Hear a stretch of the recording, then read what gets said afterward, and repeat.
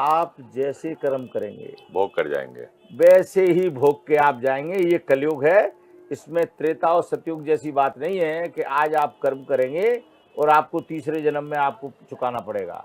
ये कलयुग है। इस कलयुग में आपको आज आपने कर्म किए हैं, आपको तत्कालिक लाभ होगा और तत्कालिक हानि होगी। अगर आप मंत्र जाप करेंगे, पूजा करेंगे, पाठ करेंगे, कुंभ में स्नान करेंगे तो आपको तत्कालिक लाभ है।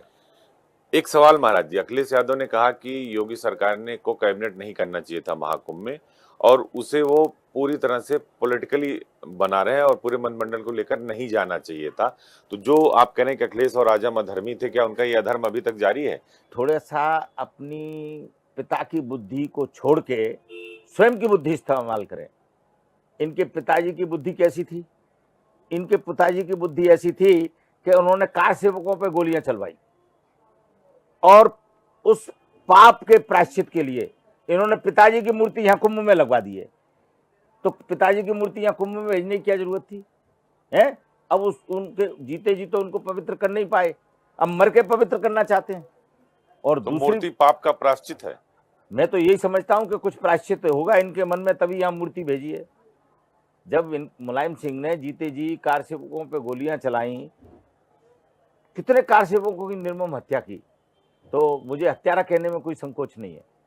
जिसने इस तरह के पाप किए हैं उनके लिए मैं अजीत जी, एक बात मेरे साथ सदैव रही है, मैं हनुमान जी का उपासक हूं। अर्जी वाले हनुमान को मैं हजारों लोगों की प्रतिदिन अर्जी लगाता हूं। जितने समय मेरे पे होता है मैं विशिष्ट मंत्रों से उनको अर्जी लगाता हूं। जब मैं प्रयागराज में हूं तो यहाँ भी प्रतिदिन हमारे यहाँ 10-15 हजार अर्जी डेली लग रही हैं और इन अर्जियों को हम एक थैली में पैक करके विधि विधान से उज्जैन भेज देते हैं, जहाँ पुजारी जी विशिष्ट मंत्रों से अर्जियाँ लगाते हैं। तो मैंने हमेशा अपने जीवन का एक सूत्र रखा कि हानि लाभ जीवन मरण यश अपयश विधिहात। तो मैं इन लोगों की किसी बात से डरने वाला व्यक्ति नहीं हूं।